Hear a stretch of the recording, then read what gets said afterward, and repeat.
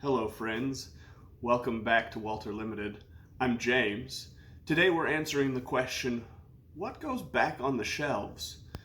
Come along with me in the video today and we'll start to answer that question. Before we get into that though, I've got to show you this awesome t-shirt my parents sent me recently. They said as soon as they saw it, they knew they had to send it to me. Basically a beard growth chart. You know, the kind that you put on the wall to see how much your kids have grown. Well, this is for beards. So, thanks Mom and Dad. All right, so we have the Clear Billy bookcases.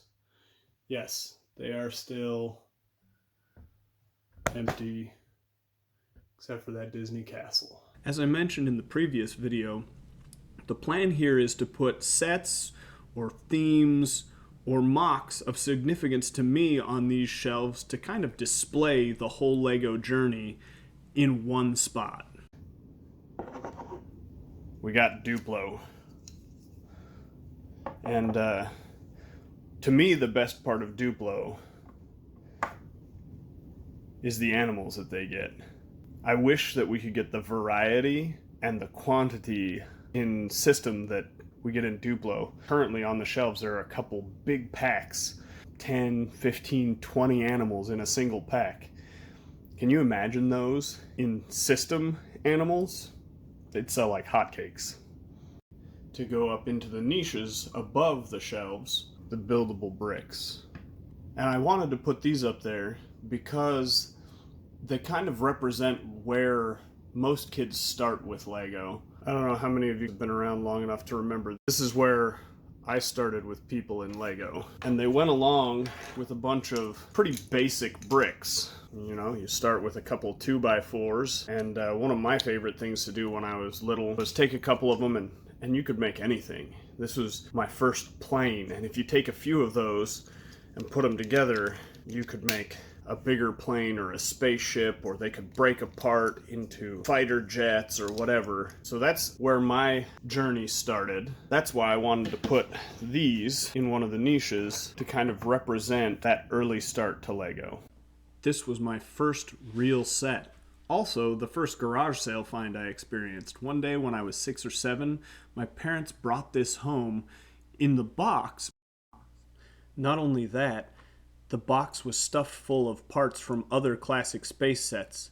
The ones that you see here aren't those sets, but they are what I've found in bulk lots and other finds since then.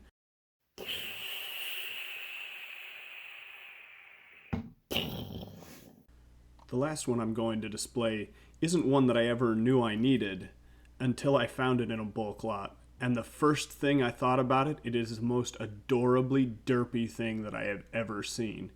It's so full of play features. All the vehicles come off. It's got 3 different spacemen. Really, this thing is a diamond. And it is super representative of everything that classic space was. Alright, now it's time to add them to the shelf. And there's one more addition that I want to make. It's the classic blue spaceman that wasn't in any of these 3 sets, but I thought we should represent him here. The next step is Neoclassic Space, and 21109 Exosuit is the perfect way to start. It gave us the green spaceman, and it got us this awesome little robot dog. Unfortunately, the green helmets are motorcycle helmets rather than the classic space helmets. The Galaxy Explorer Redux not only captured everything great about the first one, but it also expanded on it, adding great new features.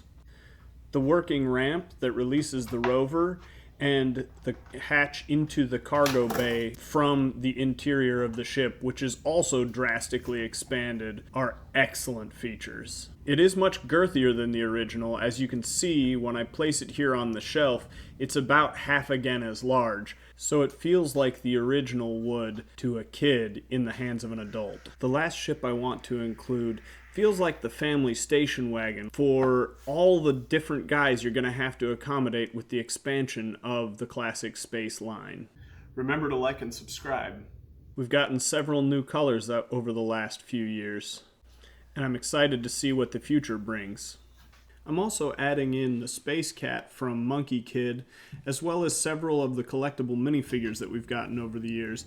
They are very good looking, and now it's time to increase the population of the classic space display with some of those new colors that we've gotten, as well as a few extra robots that I've accumulated. The lighting on these shelves isn't ideal for recording, but the harsh shadows do make it feel a little bit more like actual space. Feel free to comment down below and let me know how your journey started and which themes are important to you. If you were building a shelf of displays, what would you put up there? All right, everybody. Thanks for watching. Have a good one.